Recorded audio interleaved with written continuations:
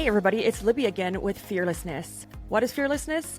It's the underlying grit that empowers us to forge ahead, even when hope seems distant. It's the courage to walk through those fires of hell, knowing that we're going to come out stronger and better on the other side. Stay tuned and learn how to get fearlessness. I'm your host, Libby DeLucian, and we have a very special guest because this is actually, she said, her first time doing something like this. So Summer, introduce yourself, tell our listeners a little bit about you, what you do, who you are, all that good stuff. Sure. Hello, everyone. I'm Summer Abram.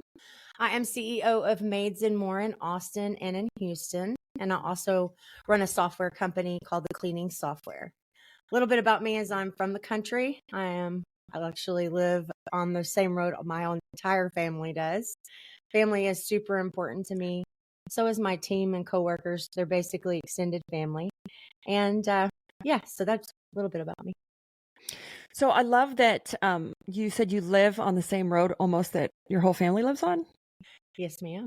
We go up and down. I mean, I came back home about 15 years ago after, trying to find my place in the world. Well, it was always right here. So I've got aunts and uncles and cousins, and they're all right here within walking distance of me. So I really never thought that would be so important to me, but it is a huge part of my everyday. I think we are, when we're younger, like we don't think that we should listen to our our family or our parents. And as we get older, I think that becomes more and more true. As we probably, I think, as you approach to your late 30s and into your 40s, that's like that missing thing, or it's calling out to you to kind of, because I just bought property back in Oklahoma because I'm born and raised in Oklahoma on the Texas-Oklahoma line. So a lot of people don't realize where Hugo, Oklahoma is, but it's about 12 miles from Paris, Texas. Okay. So that's where I grew up. I grew up in Choctaw County, so I'm half Native American and half Mexican. If we wanted anything, like even a haircut, like I had to drive to Dallas for anything, prom dress, Walmart. Now they have a Walmart, but back when I was a kid, like we had to drive to Dallas for literally anything. Yeah, that's kind of us here. Although, you can make Temple or, Waco work, but yeah, we're pretty 45 or an hour out from any major city, and not really major, I would say, semi-major. So I feel your pain. So, but now I live in Florida, and I just bought property to kind of go back and visit. And I think you get that calling to you as you get older and a little bit more comfortable too in your life. Yes, absolutely. And when I had kids and the kids started getting older, I wanted them to have some, because I was a single mom until I came back here. So that was tough, but I wanted them to have other people in their life, so once we made the move, it was like the best thing ever. But you're right. As a teenager, you could not tell me a thing. I was doing what I wanted to do. So, that's a great topic to kind of segue into, when we're kids, when we're younger, in your CEO journey, of running the company, because you guys have 2 locations and a software. Yes. What would you say is probably the one thing, or not even, because there's so many, like what would you tell that younger version of yourself when it comes to finding that place? What should you have listened to? Like, what would you tell the younger version of Summer when it comes to like trying to figure out what it is to do, or even to invest more time in? That's a great question. And Libby, I'm a firm believer in the journey is part of it. So even though there was hard things I put myself through, dumb decisions I made, wasted 15 years, just, not getting anywhere. And I could be maybe like Miss Sarah on a beach in Hawaii right now as the income rolls in, but that's not the thing I made. But I think that the good Lord wanted me to go through those trials and tribulations and make it back out. And when I say back out, I mean, come back full circle to realize what was important, what wasn't. So as much as there were some very painful things or dumb decisions I made, I don't think I would change a thing, because I wouldn't be where I am today. I wouldn't have went through the things I went through. I wouldn't be the person I am. And then I wouldn't be the CEO I am for my companies. And, I wouldn't understand the work ethic that it takes. I completely agree with that. I think part of the journey is what teaches us to be stronger, to really lead those. So, during that journey, or during any of the journeys, especially in business, what business journey were you faced with that was really that moment of fearness? And how did you overcome it? Like, what would you say is one of the most fearful journeys that you went through or experiences as an entrepreneur or CEO? And how did you kind of work yourself through that? Like, what was that? Oh, Yes. Two pop out in my mind. Very, very big.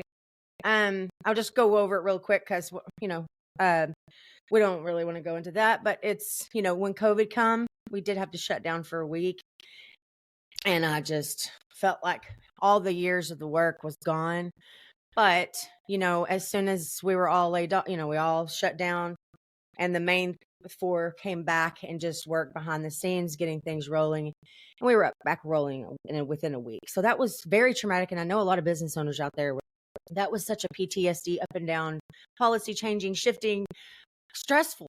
I mean, it just hasn't been the same since then.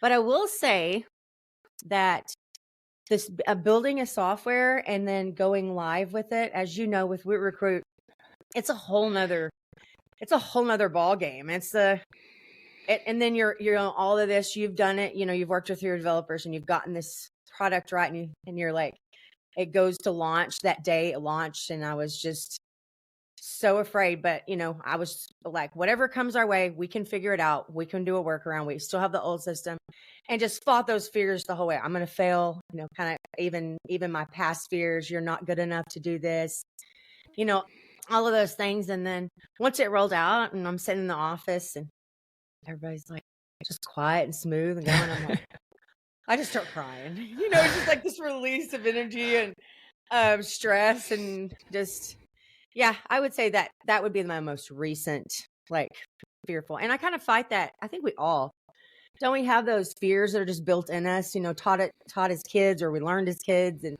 they sneak back up on us, and we just have to say, get behind us. We're going forward. Well, that's kind of this podcast it's fearlessness, but we all have that fear inside of us. Like you said, it came to us when we were kids, or, unfortunately, some of us go through some really bad or hard times in our young adult lives. Like I came from, and I don't talk about it a lot, but in a mentally abusive relationship of 14 years. And those, really jack up your mind, because you still, or it's still in the back of your mind. Like, oh, like you had just said, oh my gosh, do I know what I'm doing? Am I good enough? And trying to get through those. For us, definitely COVID, but the last one for me was, when my cleaning company, we got leveled by Hurricane Ian. I mean, just leveled, and we are still trying to fight our way out of that. And it's just not the same. We're just not back to the size, recurring customers. And you're like, oh my God, is it ever going to end?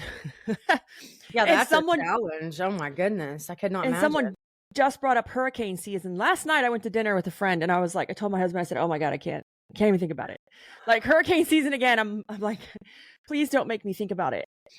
And definitely the software.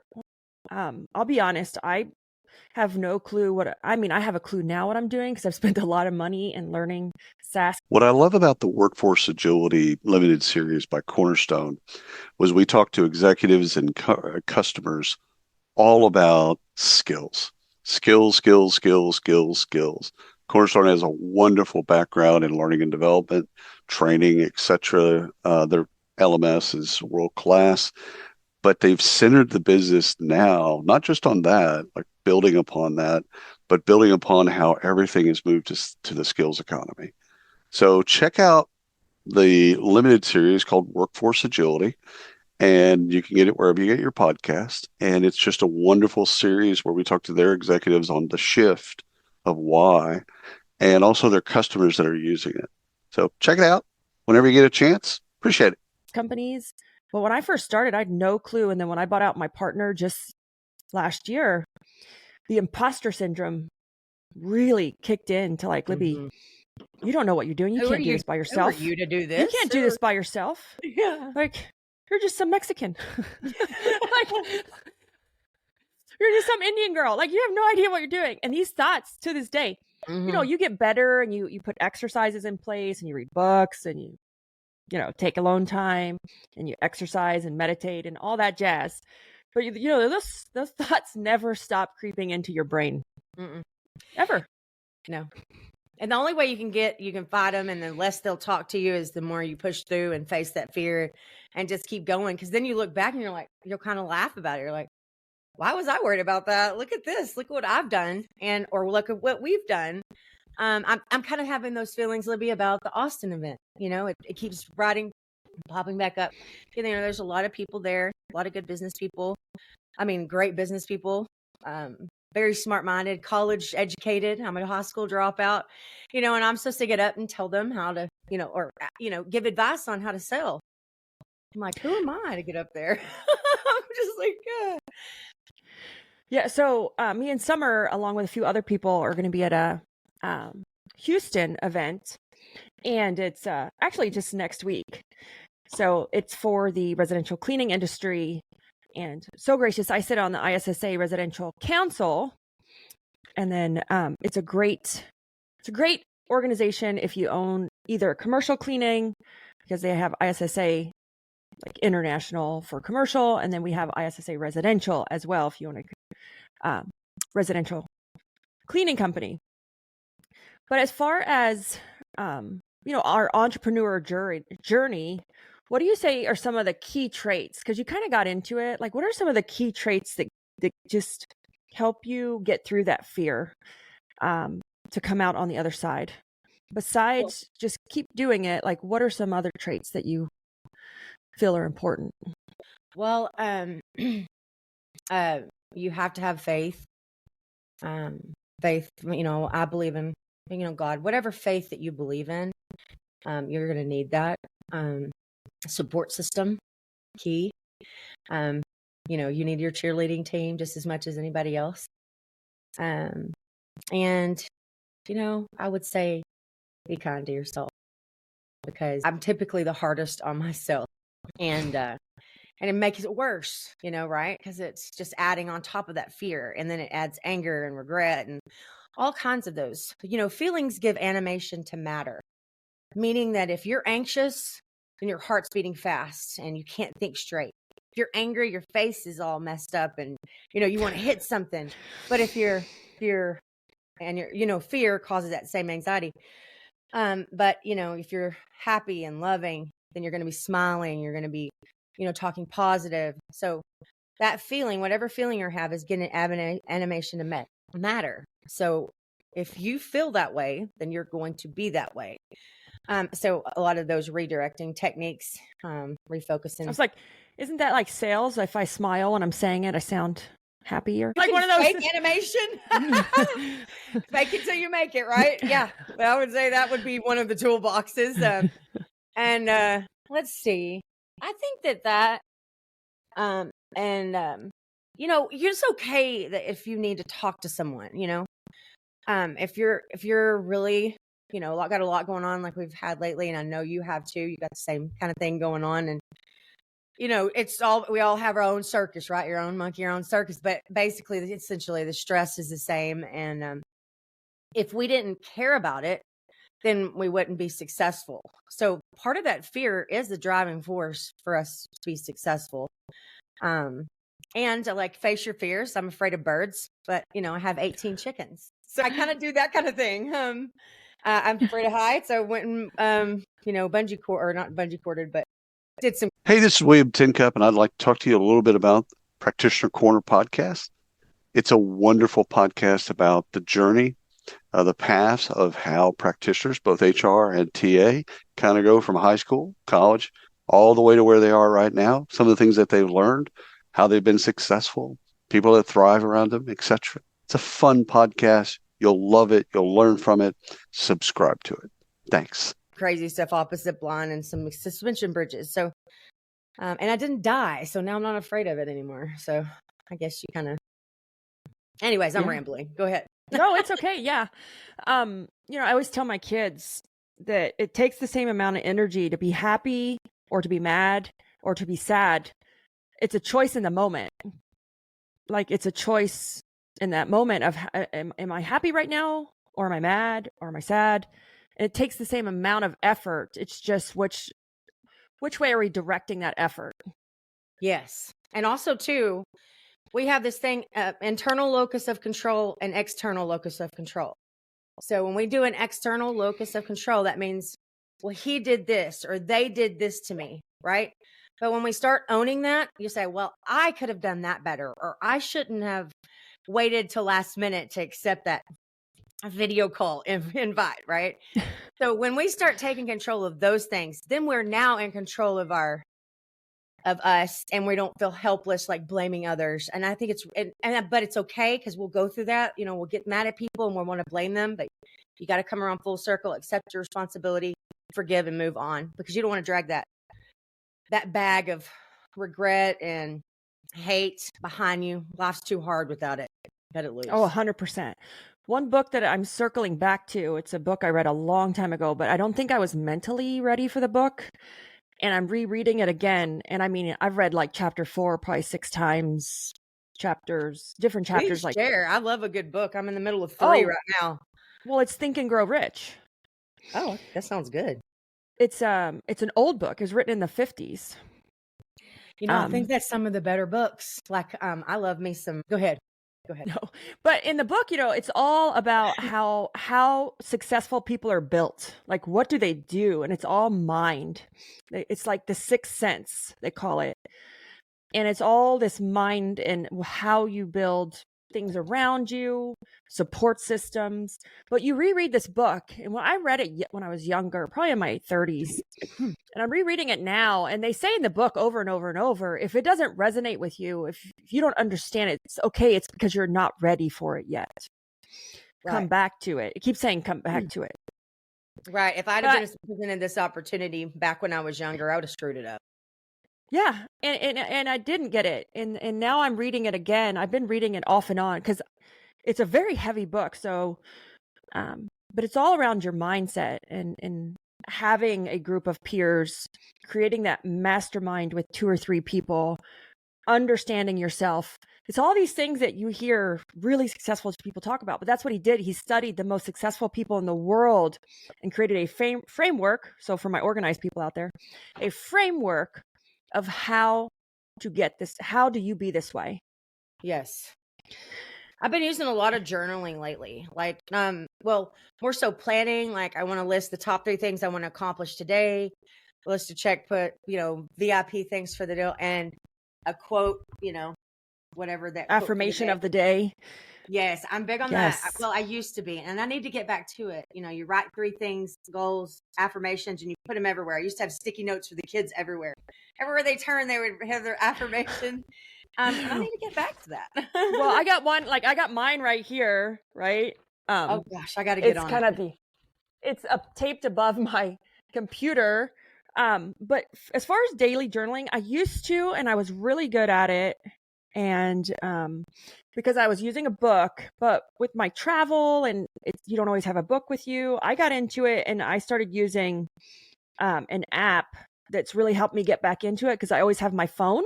Mm-hmm. Yes. And it's called Day One. It's a journal. It's really cool. It helps track your streaks, and you can add goal tracking because I try to review my goals 3 times a day, plus journaling, so I can kind of have them in one spot. Yeah. That's been good. It's pretty funny because I'm not super consistent. I'm okay, but it tells you the days that I'm consistent on the same days. So for some reason, every week I miss like Wednesday, but I always do Monday, Tuesday, Sunday. Like, that's so weird. Like, I'm going to do it. And then everything blows up and you're like, you look up and it's Friday. And then you're like, Sunday, I got to get my crap together. Yeah. So I'm like, that's so weird. No, but that's okay, right? Because this is your journal, and that works. 3 days better than none, right? Yeah, I'm like, that's so weird. I'm oddly inconsistent, but consistent on the same days. That's okay. But the book is great, but it's like everything we talked to about giving yourself grace, having faith. They talk about faith in the book. Not so much religious faith, but faith in yourself or faith in something. You have to have faith in something, Mm-hmm. whether it's yourself or God or a God. You have to have faith in something. Yes. But it's a really good revisit to that book, and it's really helped me lately kind of reestablish and realign, because it's a struggle. I'm not gonna lie. Having multiple companies and different teams. Yes. Amen, girl. I'm not sure with your software and your service industry, do you have a different set of, I would assume, different set of employees for the software versus the service? Well, you're looking at the employee for the software. Now, as we know, we just took up a coaching program because, we know cleaning. We know cleaning top to bottom, right? We've been doing it 15 years.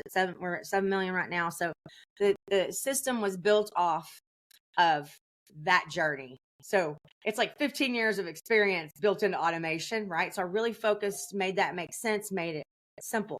But going from that to launching a SaaS company. So I was like, Holly, we got to get us a good coach. And she agreed. And we got into the SaaS Academy. And it was so strange. Hi. You had just been at the convention 2 days before when I had set the appointment. I had no clue, caught him on a video. And I'm telling you, Libby, the fears have like flown out the window. Now we feel like we have direction, right, Holly? How would you like to? Yes. Yeah. I've been in SaaS Academy 2 years now. It's great. Yeah, I've seen everything you're doing, and I'm like, how are we gonna do this and that? And so right now it's just me and Holly, and then we're doing the 8-week launch program, and we're trying to get to that medium where we can get our first team member hired, so that we want to do this right and professional, and not just flop around for a year trying to figure out our way. We're going for it. So awesome. We started that same way. Like, it was just me and Paul, my original co-founder. He helped me build it out, and then we hired my husband as the first employee. And we now have 17 remote employees just for the software. Oh, it's a machine. It is now bigger than, I always say this, it's bigger than me and my husband now. Like, it's bigger than us. We have things like policies that run it and COOs that are not us.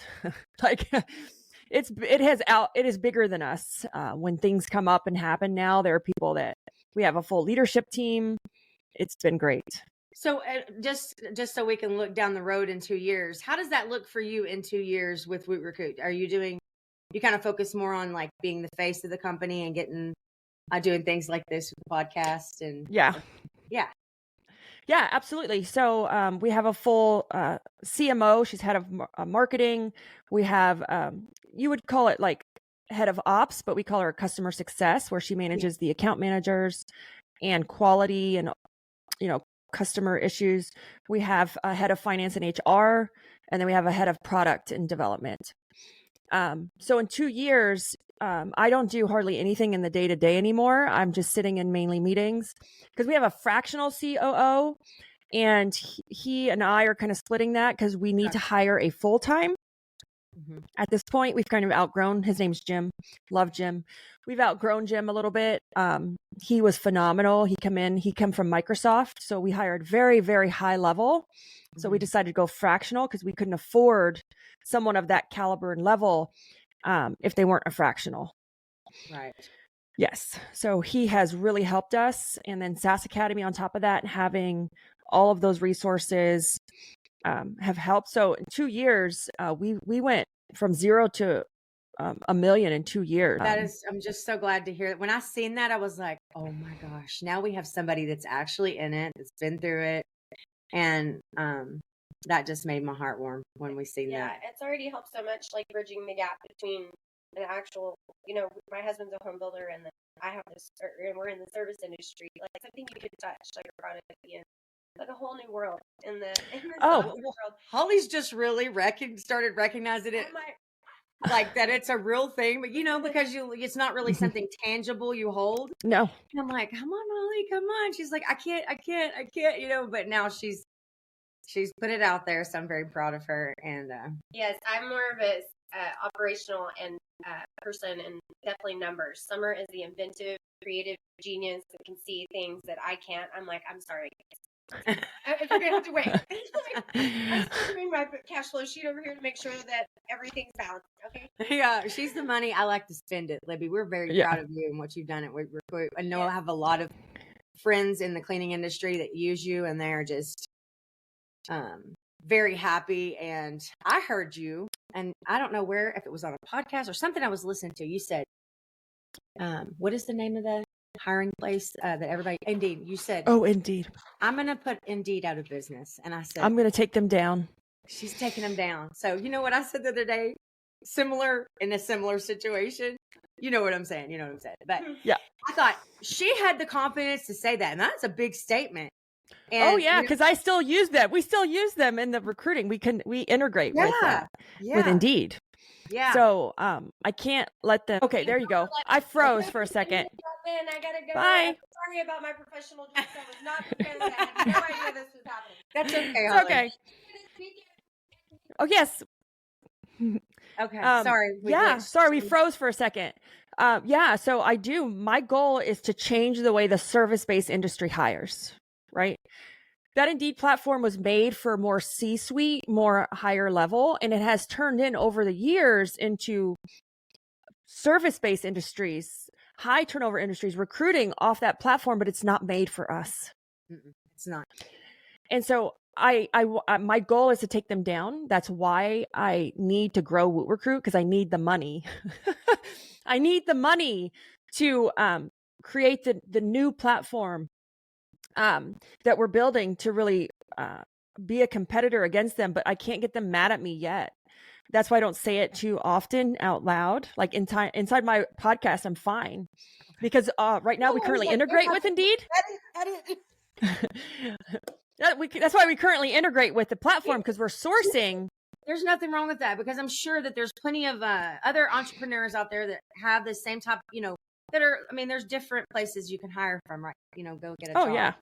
And they're probably, that's the name of the game. You're a business. You're aiming for that number. You want to be the best in the industry and best for your specific.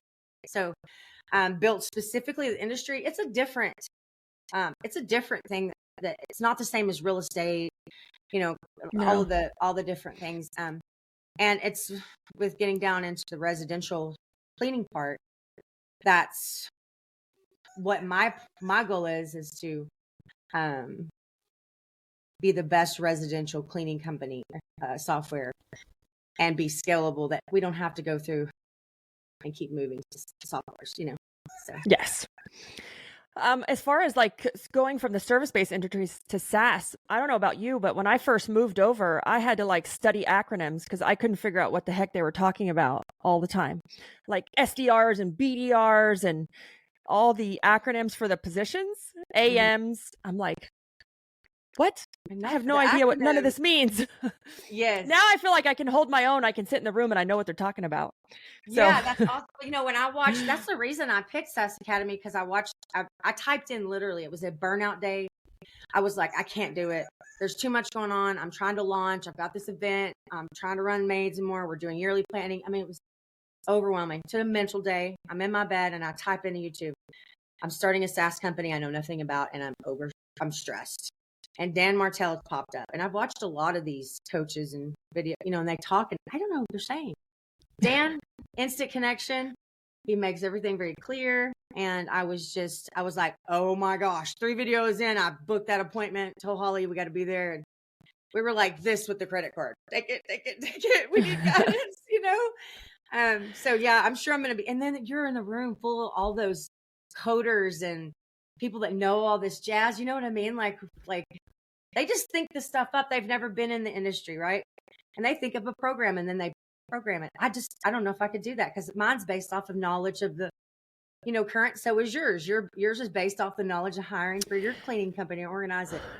So I don't know. It's just so smart. Though, I feel like we have an advantage though, because we're selling a proven process. We're not selling theory. Mm-hmm. Yeah. Or your niche customer, where I'm like, I'm already niched down to as low as you can pretty much get it. Now you're able to, which you have to, right? Because you can't go too narrow on that. But your service industry, but once I'm getting down to this, my software operational would work for a few service industries, but I'm focused on cleaning companies right now. Absolutely. So I have one last question before we wrap up.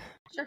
And, my question is, what do you think is the most proud moment, right? Reflecting on your journey, could you share an experience of that you're most proud of while running your business? A lot of proud moments. A lot of proud. I know. A lot of people.